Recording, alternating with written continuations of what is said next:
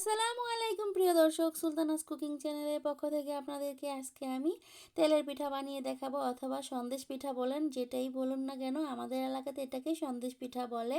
তো এই যে দেখুন, আমাদের এই সন্দেশ পিঠাটা কিন্তু কত সুন্দরভাবে ইজিলিভাবে ফুলে গেল। তো এই পিঠার রেসিপিটা কিন্তু একেবারেই সহজ।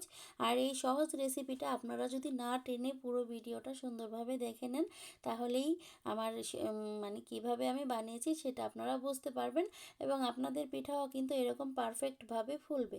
কত সুন্দর আর কতটা ফুলকো ফুলকো হয়েছে আমাদের এই সন্দেশ পিঠাগুলো। তো এই যে এই পিঠাগুলো কিন্তু আমি চাল দিয়ে বানাইনি, কাউনের চাল দিয়ে বানিয়েছি। তো কাউনের চালটা আমি মার্কেট থেকে কিনে এনেছিলাম, সেখান থেকে আমি হাফ কেজি পরিমাণ নিয়ে নিয়েছি। হাফ কেজি পরিমাণ নিয়ে তারপর এটার মধ্যে আমি এই 1 লিটার পানি দিয়ে ভিজিয়ে রাখবো 2 ঘন্টার জন্য। 2 ঘন্টা রেখে দিয়ে তারপরে যখন ভিজানোটা হয়ে যাবে, তখন আমি ধুয়ে পরিষ্কার করে একটা ছাঁকনির মধ্যে ঝরিয়ে নিয়েছি। এই পানিগুলো সুন্দর করে ঝরিয়ে নিয়ে তারপরে এগুলোকে একটা গ্রাইন্ডারের সাহায্যে গুঁড়ো করে নেব। তো এই যে দেখুন, আমি এখনই গুঁড়ো করে নিচ্ছি। এটা কিন্তু খুবই সহজে গুঁড়ো হয়ে যায়। চালটা এতটাই নরম যে মানে অন্য ভাতের চালটা যদি আমরা গ্রাইন্ডারের সাহায্যে গুঁড়ো করতে যাই, মানে একটু লেট হয়। আর এটা খুবই তাড়াতাড়ি হয়ে গিয়েছে। এখন এগুলোকে আমরা চেলে নিব। তো আমাদের এই যে গুঁড়ো করা হয়ে গেছে, এখন এটাকে আমরা একটা বাটির মধ্যে নিয়ে নিব। বাটিতে নিয়ে তারপরে এই বাকি প্রসেসটা দেখাচ্ছি।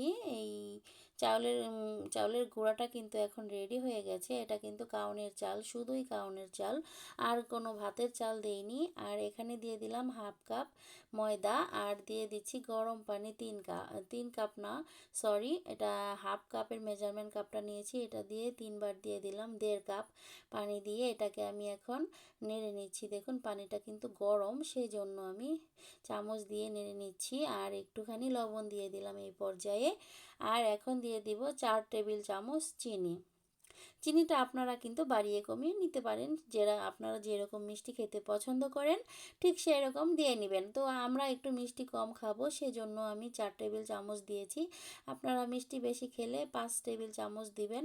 আর এখানে আমি একটু খেজুরের গুড় দিয়ে দিলাম। এটা হচ্ছে খেজুরের ঝোলা গুড় যেটাকে বলে, সেই গুড়টা। তো এটা আমি একটুখানি দিয়ে দিলাম, এই জন্য সুন্দর একটা কালার হবে পিঠাতে, আর দেখতেও সুন্দর লাগবে আর খেতেও ভালো লাগবে খেজুরের গুড়।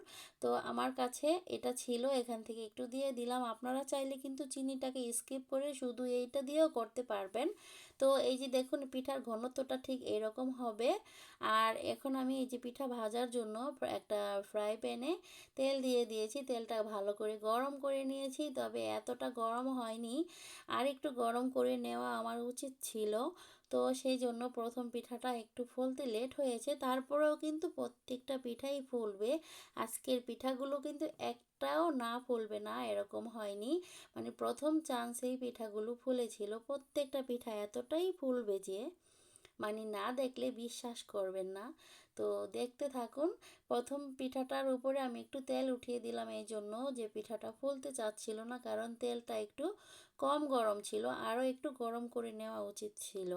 তো যাই হোক, পিঠা কিন্তু ফুলেছে তারপরেও আলহামদুলিল্লাহ।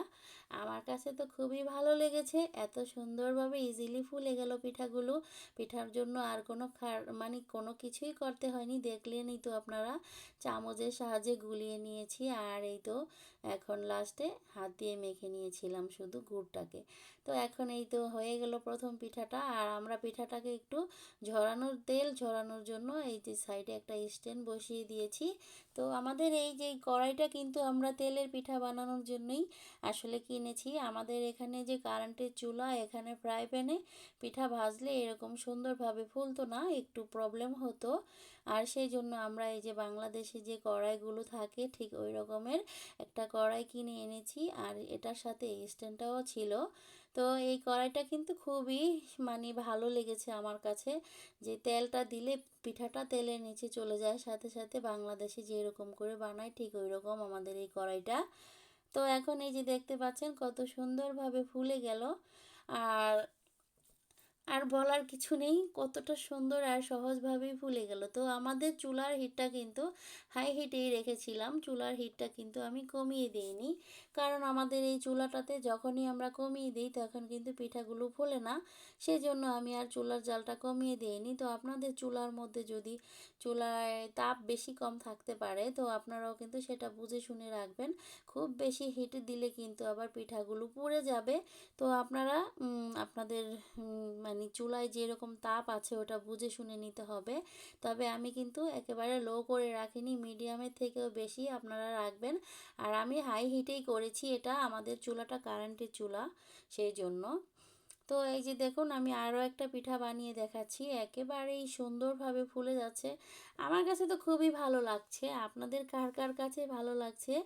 ভালো লাগলে প্লিজ একটা লাইক করে দিবেন, আর লাইক করে দিলে কিন্তু এই ভিডিও বানানোর আগ্রহটা বাড়ে, এটাই আর কি। আর মনের মধ্যে একটু ভালো লাগে, খুশি হয় মনটা। আপনারা অনেকেই আমার ভিডিও দেখেন, তো লাইক করেন না অনেকেই, বা হয়তো বা ভুলে যান। প্লিজ একটা লাইক করে দিবেন, লাইক করে দিলে কিন্তু আমার ভিডিও বানানোর আগ্রহটা অনেকটাই বাড়ে, আর খুব শান্তি লাগে মনটার মধ্যে যে না, আমার রেসিপিটা কেউ না কেউ পছন্দ করেছে। তো এতটুকুই আপনাদের সবার কাছে আমার রিকোয়েস্ট। আর যারা নাকি নতুন আছেন, প্লিজ আমার চ্যানেলটাকে সাবস্ক্রাইব করে রাখবেন। আর যারা যারা অলরেডি সাবস্ক্রাইব করে রেখেছেন তাদেরকে অসংখ্য ধন্যবাদ। সবাই ভালো থাকবেন, আর এই কামনাই আমি সবসময় করি। যারা যারা নিয়মিত আমার ভিডিওগুলো দেখেন তাদের সবার জন্যই রইল শুভকামনা ও ভালোবাসা। আর এই তো আমাদের পিঠাগুলো বানানো কিন্তু হয়ে গিয়েছে। তো দেখুন কত সুন্দরভাবে ফুলকো ফুলকো হয়েছে পিঠাগুলো। তো পিঠাগুলো কার কার কাছে ভালো লাগছে, ভালো লাগলে অবশ্যই একটা কমেন্ট করে বলবেন কেমন লাগছে পিঠাগুলো দেখতে। আর এই তো, আর কিছুই বলার নেই, আপনারা তো দেখেই বুঝে নিলেন যে কত সুন্দর আর কতটা সহজভাবে পিঠাগুলো বানিয়ে দেখালাম। আর এখন আপনাদেরকে তো একটা পিঠা ছিঁড়ে দেখাতে হবে ভিতরটা আসলে কেমন হয়েছে। ভিতরটাও দেখতে খুবই ভালো হয়েছে, একেবারে পারফেক্টভাবে হয়েছে।